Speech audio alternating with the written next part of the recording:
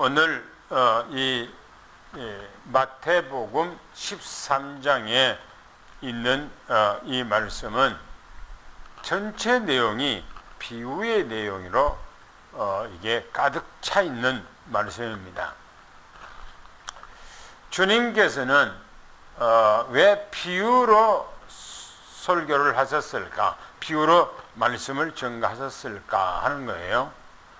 오늘 이 본문에서 말씀하신 그 내용은 너희들에게는 알기 쉽게 하기 위해서 그렇게 비유로 하고 저들에게는 숨기기 위해서 그렇게 비유로 말씀한다. 그렇게 말씀합니다.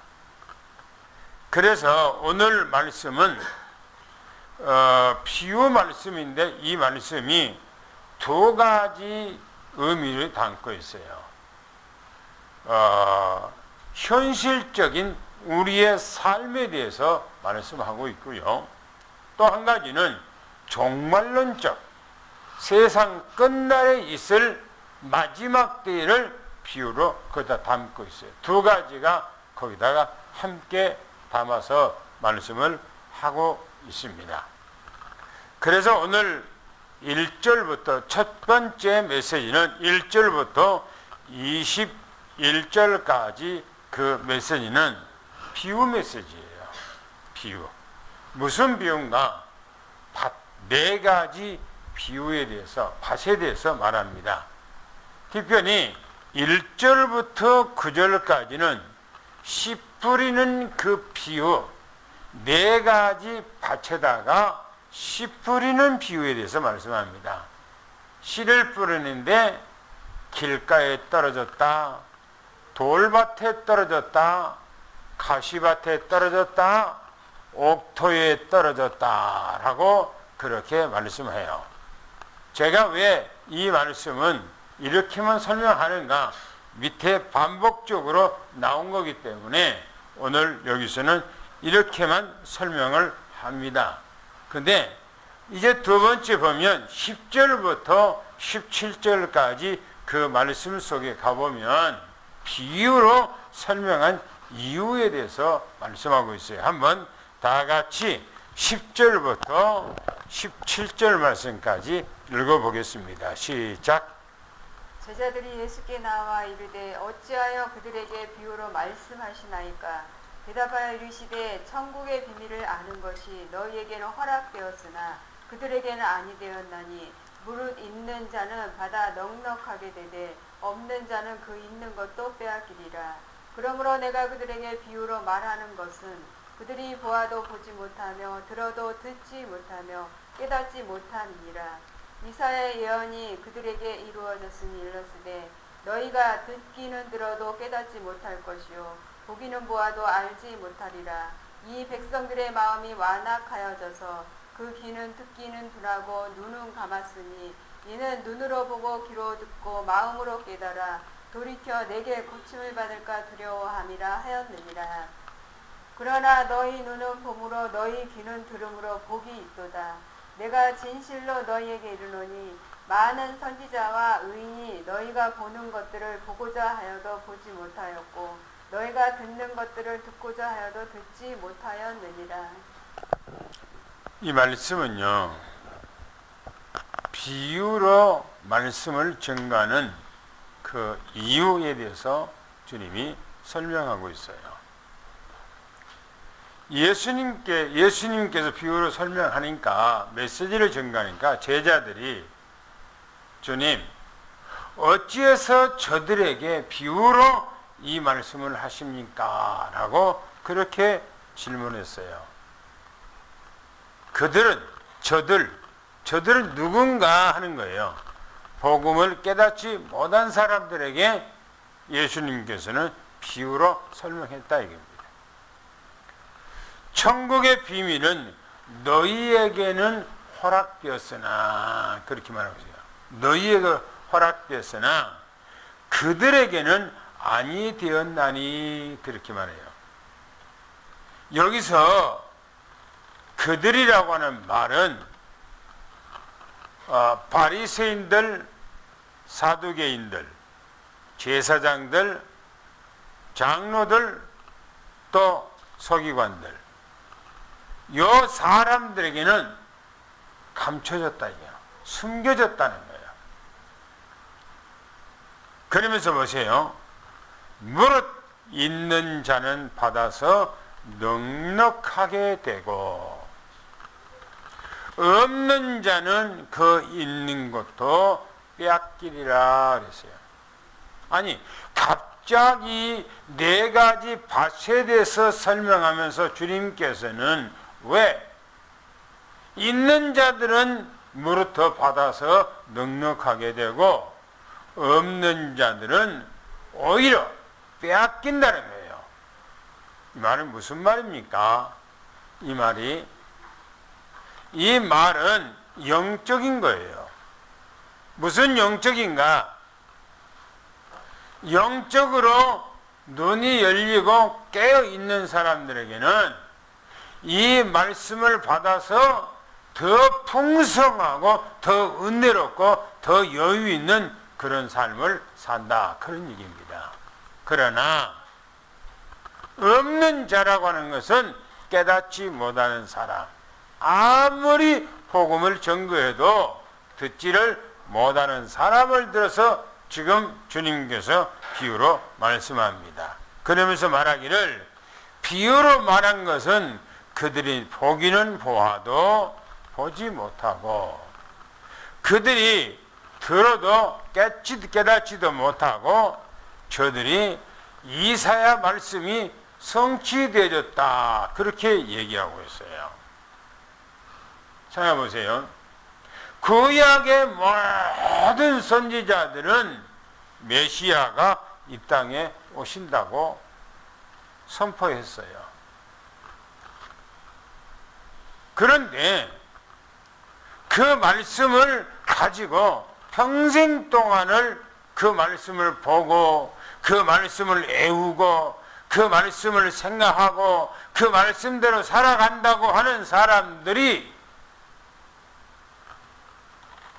구약 성경에 선지자들이 예언됐던 그 분이 이 땅에 오셨다는 거예요. 그런데 그들은 자기 앞에 자기 눈으로 보고 있는데도 불구하고 누군지를 모른다는 거예요. 그가 이 땅에 와서 복음을 전가하는데도 못 들어, 듣지를 못하는 거예요. 그러고 깨닫지를 못한다. 왜 그렇습니까? 이렇게 말합니다. 듣기는 들어도 깨닫지 못하고 보기는 보아도 보지 못하고 백성의 마음이 완악하여져서 그랬어요. 이 완악하다는 말은요, 딱딱하게 굳어있다, 그런 얘기예요. 지금 무슨 말이냐? 돌짝 같은 밭, 길가와 같은 밭으로 변화됐다, 그렇게 지금 말씀하고 있습니다. 그래서 귀로 듣는 것은 둔하다, 이게요. 둔하다. 아무리 말을 해도 무슨 말인지를 깨닫지를 못한다는 거예요. 그러면서 말하기를 이렇게 하면 눈은 감았으니 그랬어요.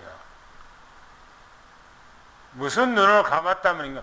소경이란 말인가? 영적인 소경을 말합니다. 육적인 소경이 아니고 영적으로 눈이 감겨져서 예수님을 자기 눈으로 앞에서 보고 있는데도 예수님이 누군지를 모른다는 거예요. 또 귀로 들어 예수님께서 이 땅에 오셔서 천국 복음을 증거하고 있는데도 불구하고 그 천국 복음이 무슨 말인지를 전혀 이해하지 못한다는 거예요.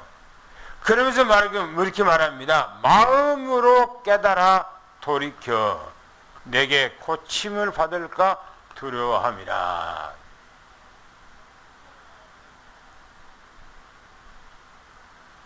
구약 성경 신명기서에 보면요, 모세가 이스라엘 백성들을 저 애굽에서 데리고 나와 광야에다가 세워놓고 한 얘기입니다. 너희들이 듣기는 들어도 너희들이 보기는 보아도 너희들이 못 깨달을 것이다 라고 그렇게 말씀을 하셨습니다. 이사야 선지자도 지금 이 말씀을 예언하고 있는 거예요. 왜 못 깨닫습니까? 왜 보는데도 모릅니까?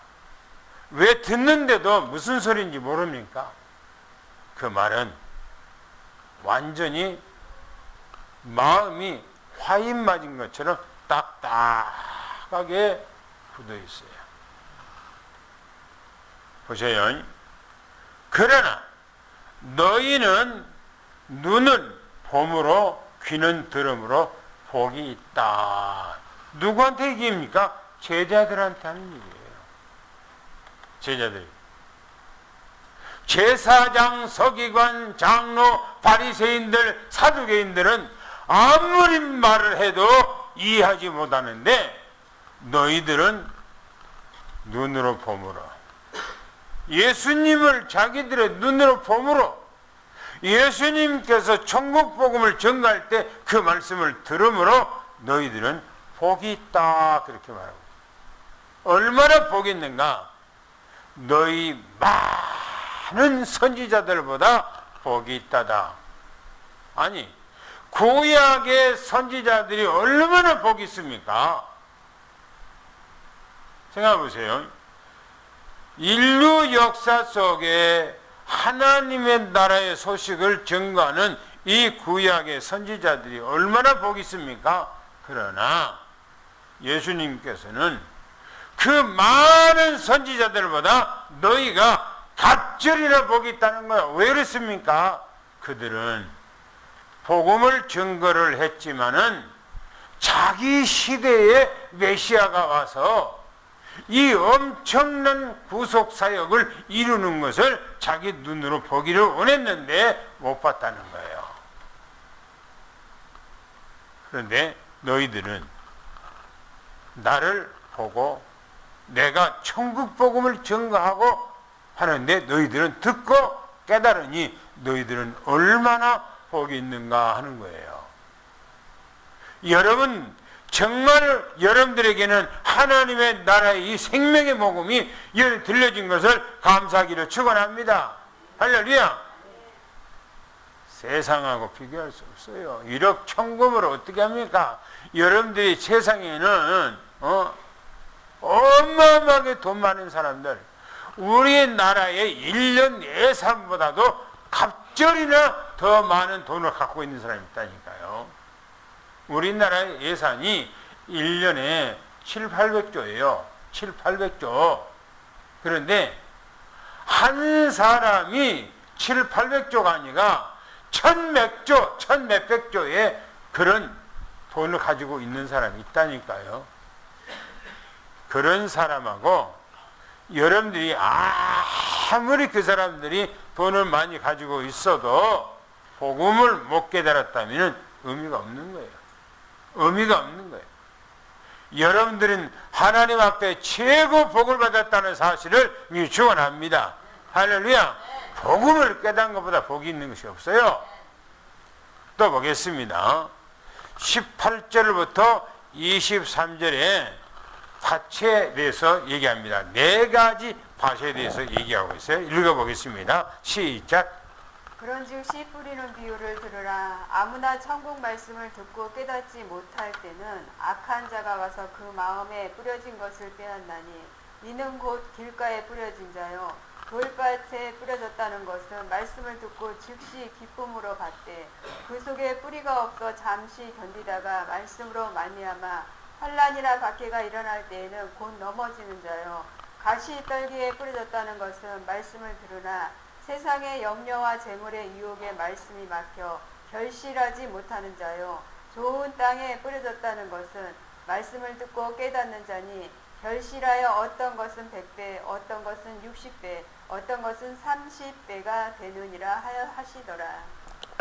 이 밭은요 네 가지 밭을 얘기하고 있어요. 길가와 같은 밭을 얘기하고 있고요. 돌짝 같은 밭을 얘기하고 있고요. 가시와 같은 밭을 얘기하고 있고요. 옥토밭을 얘기하고 있어요. 여기서 지금 말하는 것은 길가와 같은 밭이나 돌짝 같은 밭이나 가시 같은 이런 밭은 쓸모가 없다는 거예요. 쓸모가. 단 한 가지, 옥토와 같은 밭이 돼야 된다. 지금 그런 얘기입니다. 할렐루야. 예수님께서 1절부터 9절까지 말씀을 구체적으로 여기서 하십니다. 뭐랍니까? 씨 뿌리는, 씨라고 하는 것은 말씀을 얘기합니다. 말씀을 뿌리는 비유를 들으라. 그렇게 말합니다. 밭에 대해서 네 가지 종류를 말하는데 길가와 같은 밭이라 이렇게 말해요. 염상해 보세요. 우리 밖에 나가면은 도로가 있어요. 아스팔트. 거기다가 여러분들이 어떤 씨를 갖다 뿌린다 할지라도 그 씨는 생명을 움틀 수가 없어요. 씨를 뿌리면 새들이 와서 금방 쪼아먹어버려요. 1년이 가도 2년이 가도 그 씨는 생명을 낳지 못합니다. 왜? 받아들이지 못해요. 생명을. 보세요. 천국의 길가와 같은 밭은 천국 복음을 깨닫지를 못하더라. 하나님의 말씀을 뿌렸는데 그 말씀을 전혀 이해하지 못한다는 거예요. 전혀 이해.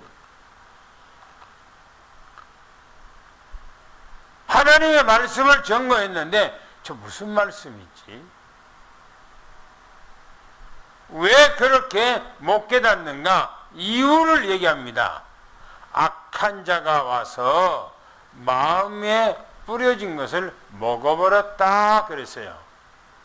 악한 자라고 하는 것은 바로 사단을 얘기합니다. 사단. 하나님의 말씀을 전거하는데 다른 생각하고 있는 거예요. 다른 생각.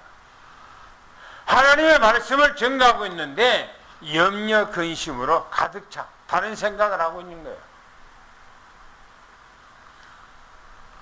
그래서 복음을 못 깨닫는. 두 번째는 돌과 같은 밭이에요. 돌 위에 흙이 얇게 덮여 있어요. 얇게 덮여 있어요.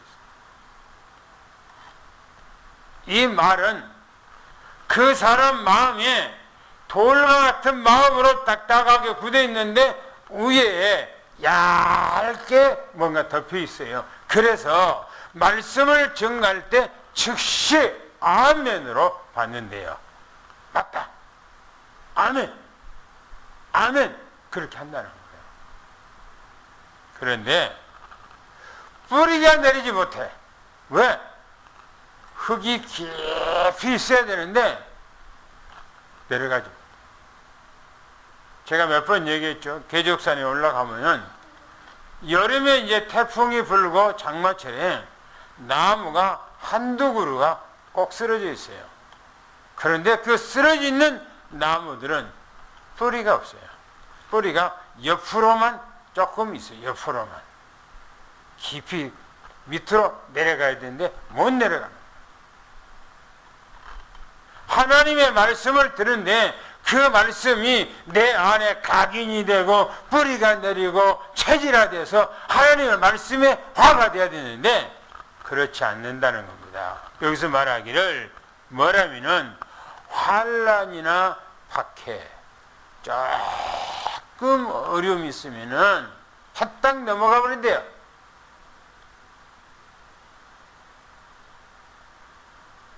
신앙생활 조금 하다가 자기의 생각이 안 맞고 뭐 안 맞으면은 그냥 넘어져 버린 거예요.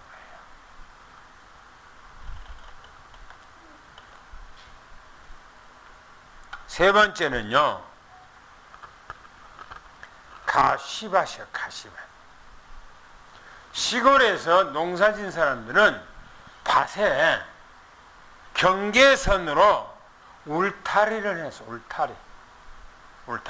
그 울타리가 때로는 가시 울타리. 농사를 지은 사람이 쟁기를 갈고 고랑을 파고 거기다가 씨를 쭉쭉 뿌리고 갑니다. 가는데 그 씨가 고랑에 떨어진 것이 아니고 바로 밭 옆에 두룩이라고 하고 경계선이라고 하는 바로 가시밭에 떨어진 거예요. 그 가시밭은 가시가 너무 우거졌어요. 풀이 우거졌어. 그래서 보세요. 말씀을 잘 들어. 말씀을. 들을 때는 말씀을 잘 들어요. 그런데 세상의 염려와 세상의 재물의 유혹 그랬어요. 여기 가시라고 하는 것은, 풀이라고 하는 것은 뭐냐? 염려요. 마음에 다른 염려가 많이 자라 있어요. 풀이 많이 자라 있어요. 다른 것들이 많이 자라 있어요. 그래서 말씀을 들을 때는 듣는데 이런 것들에 의해서 그 말씀이 자라지 못한다는 거예요. 보세요. 말씀이 막혀서 숨이 막혀 결실을 못한대요. 염려 근심이, 하나님의 말씀을 받는데 그 말씀보다는 염려 근심이 더 많아. 염려 근심이. 그래서 말씀이 못 자라는 거예요. 못 자라. 또 보세요. 옥토와 같은 밭이 있어요. 옥토. 이 옥토는 말씀을 잘 듣고 잘 깨달아. 말씀을 잘 깨달아. 그리고 결실을 하는데 어떻게 하는가? 30배, 60배, 100배.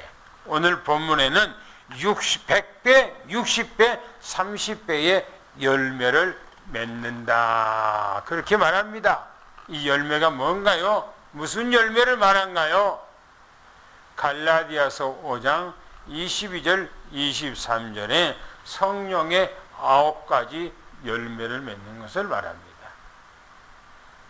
우리는 이 땅 살아가는데 말씀이 우리 안에 각인이 되고 말씀이 뿌리가 내려지고 말씀으로 체질화가 돼서 열매 맺는 이런 삶이 돼야 돼요. 할렐루야.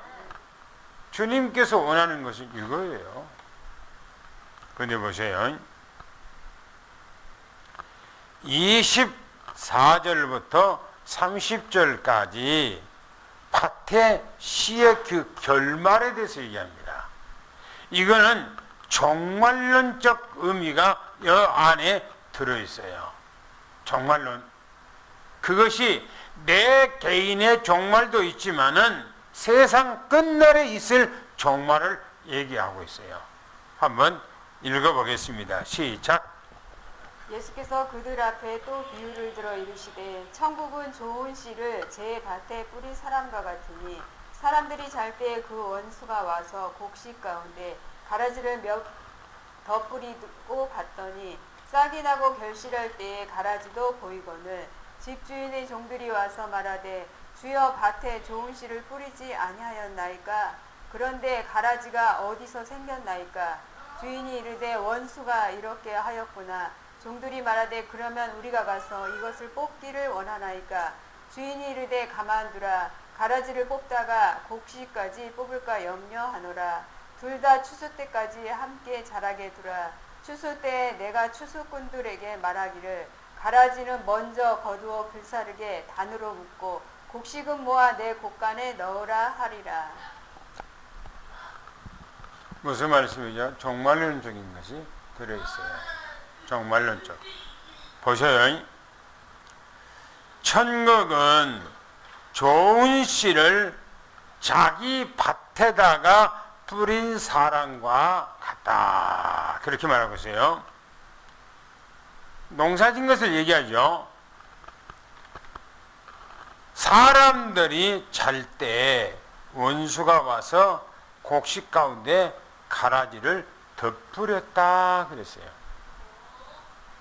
분명히 종들은 밭을 갈아엎고 거기다가 좋은 씨를 뿌리고 그리고 갔어요. 그런데 나중에 싹이 날 때 보니까는 아니 좋은 씨를 분명히 심었는데 거기가 가라지도 보이더라는 거예요. 가라지도. 시골에 농사 지어본 사람들은 알아요. 분명히 농사 지을 때는 벼씨를 갖다가 씨 뿌렸어요. 못자리다가. 그리고 모내기 할 때 그것을 가져 논에다가 이렇게 심는단 말이에요. 그런데 분명히 벼를 심었는데 아니 자라는 거 보니까는 열매 맺을 때 자라는 거 보니까는 똑같이 생긴 그 벼가 아니라 비슷하게 생긴 피가 자라나는 거, 피가. 그래서 종들이 그 주인에게 말합니다. 저 가라지를 뽑아버릴까요? 라고 하니까 주인이 가만 둬라. 가라지를 뽑다가 알고까지 뽑힐 것이니까 내버려 두라는 거예요. 제가 시골에서 어렸을 때 살면 피 뽑으러 가거든요. 가면은 피는 이상하게 더 잘 자라나요. 풀은 오히려 밭에 풀은 곡식보다 더 잘 자라나요. 가서 피를 뽑기 위해서 이렇게 벼가 자라났는데 거기서 이렇게 피하고 벼하고 이렇게 갈라서 빼거든요. 빼갖고 쭉 당기면은 오히려 그 벼가 오히려 더 힘을 약해져 버려요. 그래서 때로는 뽑기는 뽑는데 더 힘들어져요. 그래서 보세요. 이 가라지를 뽑으려다가 곡식까지 뽑히기가 쉬우니까 내버려 둬라. 저는 매일처럼 계족산에 올라가다 보면은 올해는 안 그랬어요. 작년, 재작년에 보면은 거기를 얼마나 돈을 많이 들여서 공원으로 개발을 하고 거기다가 진달래 꽃들을 많이 심어놨어요. 그런데요, 봄이 되고 그 겨울에 그걸 심었는데 봄이 되니까 그 진달래와 함께 작풀들이 어마어마하게 막 같이 성장하고요. 그 작풀들이 막 일어나서 그 진달래 나무들을요, 전부 다 덮어버려요. 다 덮어버려요. 그리고 그 진달래 나무들이 숨을 못 쉬게 만들어버려요. 숨을 못 쉬게. 그게 내가 하다가, 이게 때로는 막 뻥뻥 막 이렇게 해주거든요. 작년에 그렇게 몇 번 했어요. 그런데 올해는 그 작풀들이 자라나서 그 진달래들이 많이 소모가 되고 죽었어요. 그래서 내가 돈을 이렇게 처발라서 어마어마하게 돈을 들놓고 이게 놔두고 방치되어 버리면 이 작풀들은 오히려 더 잘 자라나. 그래갖고 이 진달래들 전부 다 우고서 숨을 못 쉬게 만들어요. 근데 올해는 내가 자라나기도 전에 이렇게 막 이게 뽑기도 하고 하는데 올해는 관리를 해서 싹 정리하고 뽑았더라고요. 때로는 풀도 깎아주고. 그래서 올해는 그것이 안 보여요. 보세요. 뭐라고 하는가? 추수 때까지 가만두어라.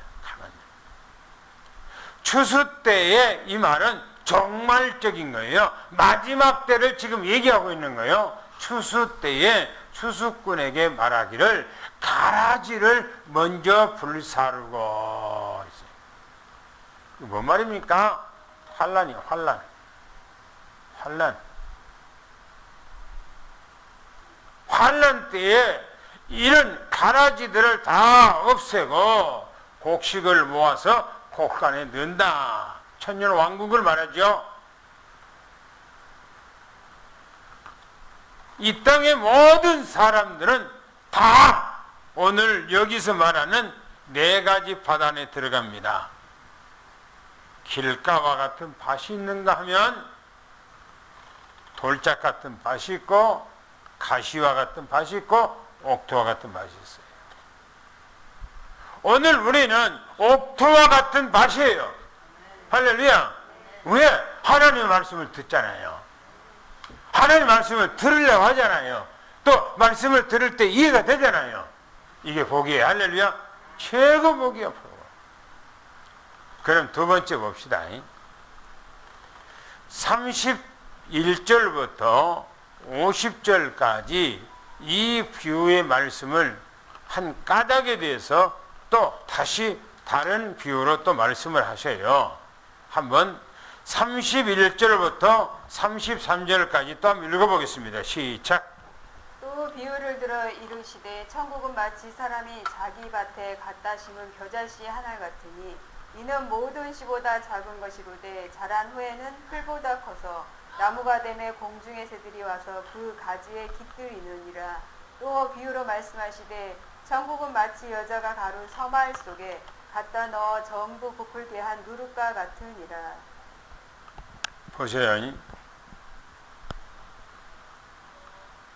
또 비유로 말씀하면서 천국은 마치 자기 밭에다가 심은 겨자씨 한 알 같다 그랬어요. 여러분, 이 겨자씨가 얼마나 적다고 그랬죠? 네? 얼마나 적냐면은 볼펜 촉이요 0.1이요. 0.1. 0.1 그거는 볼펜으로 살짝 하얀 종이에다가 살짝 찍으면은 잘 안 보여요. 그런 것처럼 겨자씨는 너무나 적은 거예요. 그런데 그걸 한 알을 밭에다가 심은 것 같다. 그렇게 주님이 표현하고 있어요. 한번 생각해 보세요. 우리 여기 김종석 성도가 있어요. 그 속에 이 겨자씨 하늘 같은 생명의 말씀이 떨어지니까 달라지잖아요. 그죠? 달라지잖아요. 뭐가 달라져요? 삶이 달라지잖아요. 그죠? 삶. 모든 씨보다 작은 것이로되 자라난 후에는 풀보다 자라나요. 제가 우리 교회에다가 겨자씨 나무를 하나씩 갖다 놨어요. 예전에, 몇 년 전에. 근데 얼마나 나무가 적든지 제가 씨를 갖다 그렇게 심어봤더니 하니까 조그마한 씨앗이 자라더라고요. 그런데 이게 너무나 약하니까 물을 내가 손에다가 찍어갖고 거기다 옆에다가 살짝 대줬어. 안 그러면 한 방울을 위에서 탁 떨어뜨리면 탁 죽어버려요. 얼마나 약하든지. 그런데요, 그 겨자가 나 자라났는데 자라날 때는 와 자라나더라고요. 근데 엄청나게 자라고 그것이 크니까 이게 우회를 내가 이렇게 감아줬어요. 우회를. 거기 안에서 꽃이 피고 열매가 맺더라고요. 나중에 겨울이니까 얼어서 이제 죽어서 없어져 버렸는데 이 성경에 보니까 겨자씨가 나무처럼 자라나는데 새들이 와서 거기다가 집을 짓는다 그렇게 했어요. 다시 말하면 보이지 아니하는 그 겨자씨 같은 그런 믿음이 나중에 성장해서 다른 사람에게 영향을 준다, 그런 얘기예요. 우리는 겨자씨처럼 생명 있는 그런 믿음을 가지기를 예수 축원합니다. 또한 얘기를 천국은 마치 여자가 가루 서말 속에다가 넣는 누룩과 같다 그랬어요. 누룩은 여기 성분이 뭡니까? 누룩은 그 성격이 뭐죠? 네? 부풀게 만드는 거예요. 그죠? 누룩은 부패시키는 거예요. 시골에 어른들이, 지금은 안 그랬습니다만 옛날에는 전부 다 집에서 술을 만들어서 먹었어요. 그 술을 만들 때는 반드시 뭐가 되는 거예요? 누룩이 들어가야 돼요. 누룩이. 밀가루 서말에다가 아무것도 아닌 것 같은데 누룩 조금만 집어넣으면 그 밀가루는 전부 다 못쓰게 만들어버리죠. 이게 좋은 의미로는 전도를 얘기하고 있고 나쁜 의미로는 바로 부패시킨다, 그런 의미예요. 또 보세요. 34절, 35절 두 절을 한번 읽어보세요. 뭐라겠는가요? 시작.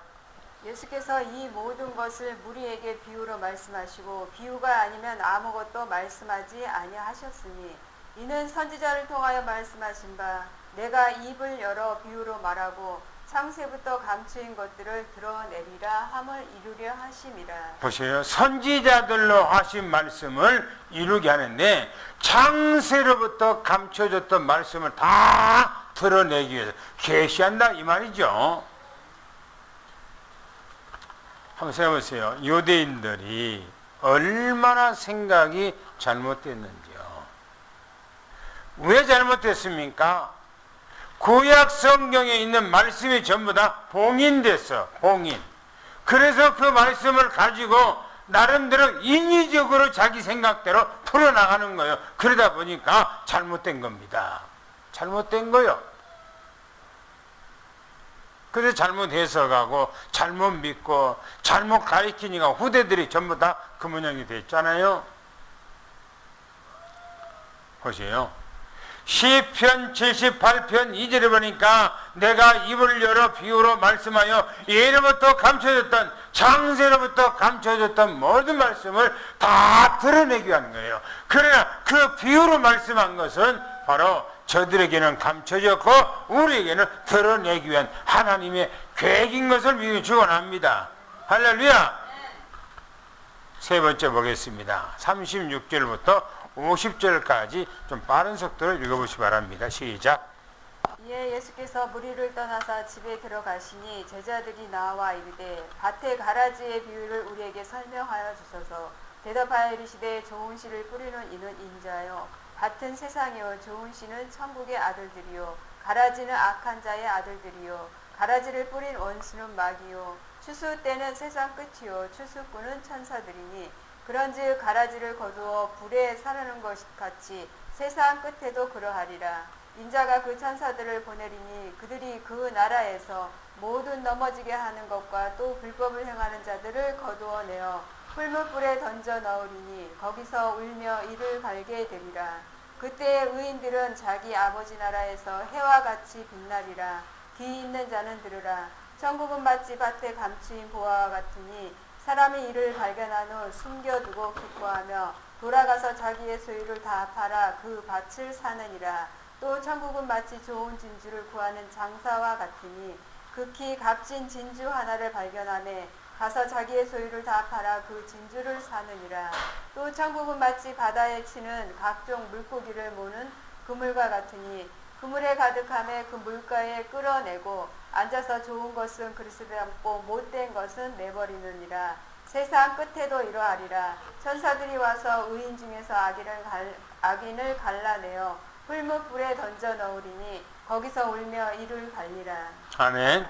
그 본문에 보면은 악인과 의인과의 갈라낸다고 하는 본문 말씀입니다. 마지막 때 일어날 일들을 얘기하고 있죠. 제자들이 예수님 앞에 와서 우리에게 비유를 좀 설명해 주십시오. 해석 좀 해 주십시오. 라고 그렇게 말했어요.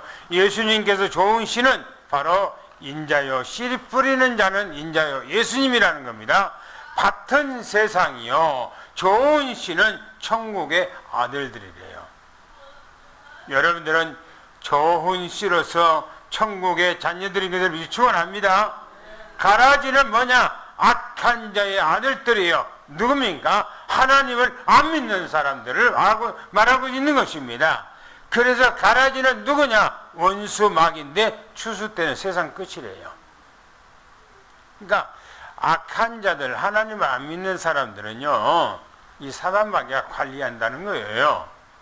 그리고 마지막 때 추수 때는 뭐냐? 세상 끝날에 대해서 얘기합니다. 종말론적인 것을 얘기하죠. 그러면서 말하기를 추수꾼은 천사들이니 그랬어요. 가라지를 먼저 거두어 불사르게 한 같이 세상 끝날에도 그러하리라 라고 말합니다. 마지막 때 이 세상에 무서운 심판이 있을 것을 얘기를 하고 있어요. 지금 우리가 살고 있는 이 세상이 그런 세상으로 한 발짝 한 발짝 더 걸어가고 있는 모습들을 보게 됩니다. 무서운 세상이에요. 그 다음 말합니다.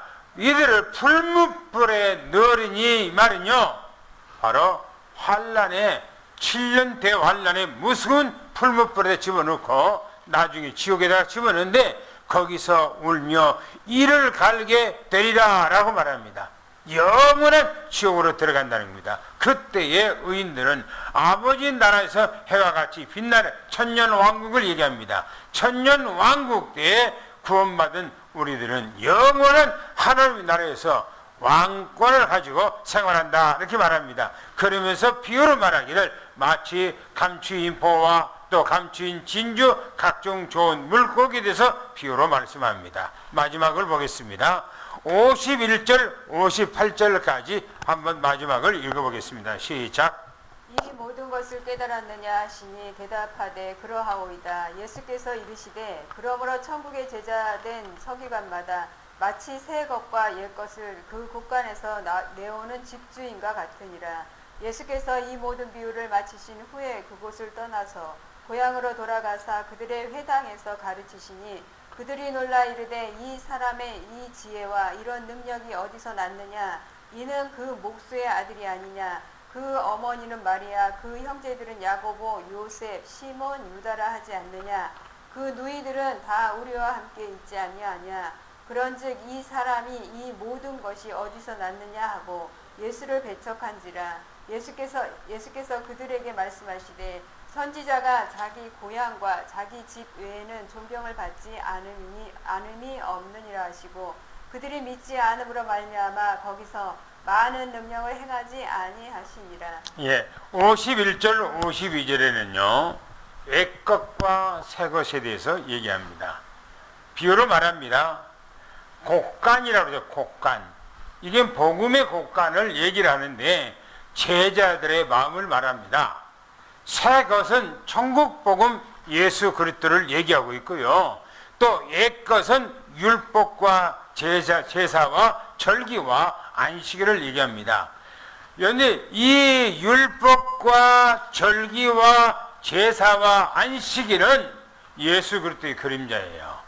생명이 없는 거예요. 그런데 거기 곳간에서 뭘 가지고 나온가? 새 것을 가지고 나왔더라 이렇게 말합니다. 예수 그리스도예요. 구약 성경의 모든 그 내용의 중심, 핵심은 예수 그리스도입니다. 할렐루야. 이것이 우리에게 생명을 주는 것을 축원합니다. 예수님께서 이 비유를 다 마치고 어디로 갔는가? 고향으로 가셨어요. 나사렛이라고 하는 고향으로 가셨다는 겁니다. 가셔서 해당에서 이런 말씀을 가르치니까 동네 사람들이 놀랐다는 겁니다.